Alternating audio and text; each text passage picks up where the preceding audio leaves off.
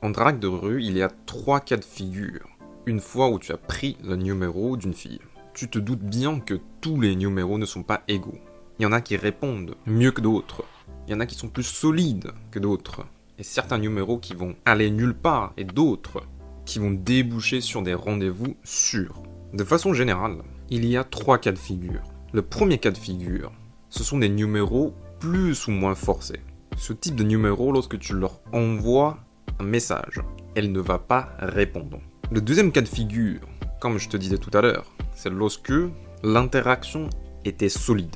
Elle répond très bien à tes messages initiaux. Tu proposes un rendez-vous. Elle accepte tout de suite, dans les meilleurs des cas, ou si elle refuse, elle va donner une contre-proposition. Elle va te donner ses disponibilités pour que tu reproposes juste après. Donc, dans ce cas de figure, tout va bien. Elle est intéressée. Le troisième cas de figure, c'est le cas auquel on s'intéresse ici. Ce cas de figure se situe au milieu des 2 cas précédents qu'on a parlé. Elle n'est pas complètement désintéressée, mais elle n'est pas non plus enthousiaste. C'est-à-dire, lorsque tu envoies un message, elle répond à tes messages initiaux, au lieu de te donner le silence. Mais après avoir répondu quelques messages, lorsque tu proposes un rendez-vous, elle va te donner le silence, ou elle va te refuser tout simplement. Sans explication, sans précision, et bien sûr, sans contre-proposition. Donc on se situe vraiment au milieu des 2 cas. Le cas qu'on peut appeler faiblement intéressé. L'intérêt est vraiment très faible. Qu'est-ce qu'on peut faire dans ce cas de figure, justement? Dans cette vidéo, je vais te donner 3 histoires vraies, 3 anecdotes dans mes expériences passées et qui ont marché. C'est-à-dire, face à ce genre de filles qui sont faiblement intéressées, j'ai utilisé quelques textes de relance pour ressusciter leur intérêt et réussir à les revoir en rendez-vous. L'idée n'est pas tant que tu recopies exactement ce que j'ai écrit ou ce que d'autres personnes écrivent. Ce qui est important, c'est de comprendre l'état d'esprit derrière, le principe qui est derrière ce type de message.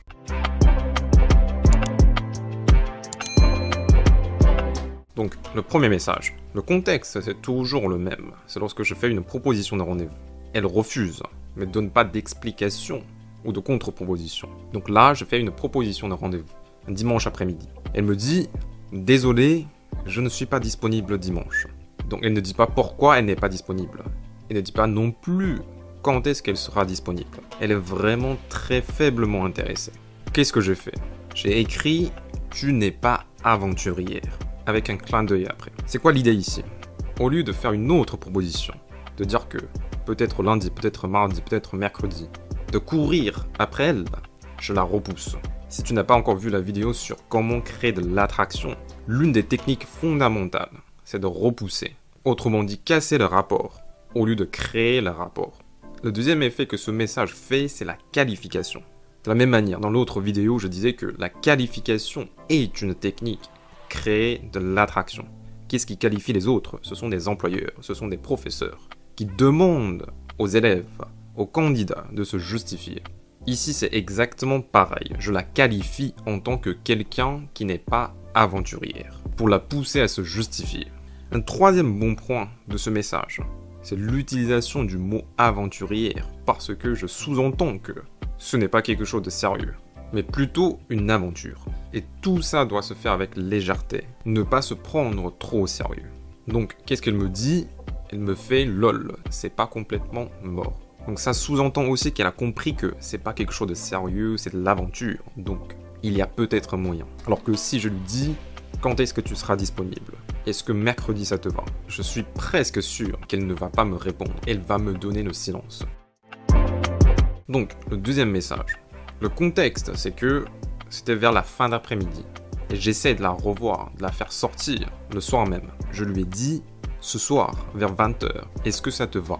Et elle m'a répondu, je ne sais pas, je te tiens au courant. Lorsque tu vois ce type de message, tu sais tout de suite qu'elle n'est pas intéressée, qu'elle ne va pas nous tenir au courant justement, elle va donner le silence. Ce type de réponse arrive assez souvent. C'est lorsque elle n'est pas intéressée, elle essaye de ne pas le dire directement, mais de façon déguisée. Alors qu'est-ce que j'ai fait? C'est pas un message que je lui ai envoyé, mais plutôt un emoji. Je lui ai envoyé un pouce vers le bas. Encore une fois, c'est assez contre-intuitif. Au lieu de créer le rapport, j'ai cassé le rapport. Celui-ci est un peu plus risqué. Ça passe ou ça casse. Parce que ça risque d'être mal pris, etc. Mais ici, on ne risque absolument rien. Pourquoi? Parce qu'elle n'est déjà pas intéressée. Donc, quoi qu'il arrive, on n'a rien à perdre. Et finalement, c'est un pari réussi. Qu'est-ce qu'elle m'a répondu? Tu es méchant avec moi. Je me prépare et j'arrive. Et c'est ce qui s'est passé. Elle est réellement venue en rendez-vous le soir même. Si je lui avais pas envoyé ce message, cet emoji, j'étais presque sûr également qu'elle ne va pas répondre, qu'elle va pas venir. Quels sont les bons points de ce message? Premièrement, c'est assez minimaliste. Il y a très peu d'investissement d'envoyer un emoji au lieu d'écrire des phrases. Deuxièmement, comme toujours, tu dois la repousser. La troisième étude de cas est très intéressante aussi. C'est aussi une histoire vraie.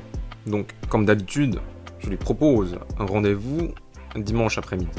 Elle m'a répondu « J'aimerais bien, mais je ne peux pas ». Donc la même chose. Elle ne donne pas d'explication. Elle ne dit pas pourquoi. Elle ne donne pas de contre-proposition. A priori, c'est une fille qui n'est pas très intéressée, très faiblement intéressée. Mais elle montre un tout petit peu d'intérêt quand même. Je ne sais pas si c'est de la politesse ou c'est qu'elle est vraiment un tout petit peu intéressée parce qu'elle me dit « j'aimerais bien ». Donc, dans ce cas de figure, qu'est-ce que j'ai fait? Je n'ai pas envoyé un pouce vers le bas. J'ai mis tout simplement un seul mot « ok ». Juste ça.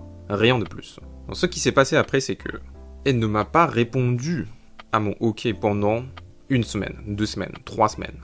Je lui ai pas non plus reproposé de rendez-vous. Je n'ai pas reparlé avec elle. J'ai laissé tomber en réalité. J'ai oublié cette fille. Le dernier message que vous voyez, c'est un message qu'elle m'a envoyé 2 mois après. Je pensais que c'était fini. Je l'ai déjà complètement oublié. Mais elle m'a dit un jour. Ça sort de nulle part. Elle me fait « j'attends toujours mon smoothie ».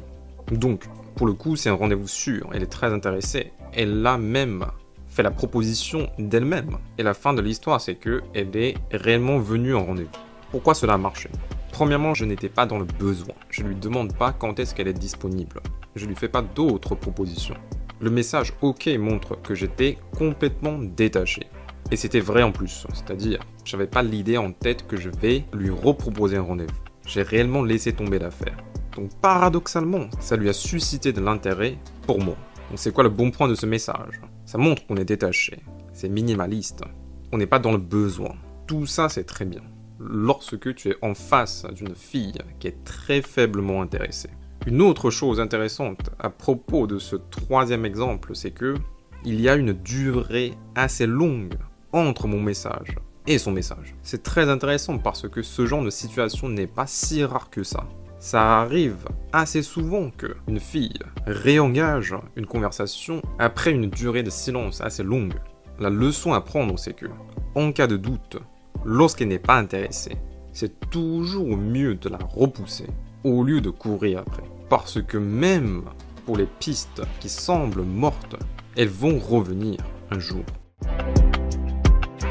C'est quoi l'état d'esprit derrière? C'est quoi les principes qui sont derrière ces 3 messages? Vous l'avez compris, je pense, c'est que il faut toujours casser le rapport au lieu de créer le rapport. Arrêtez d'investir, ne pas investir trop, donc faire des messages minimalistes.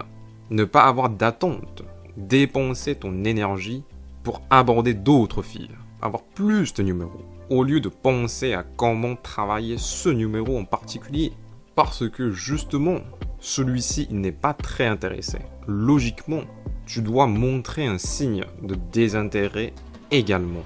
Tu ne peux pas répondre à un signe de désintérêt avec un signe d'intérêt.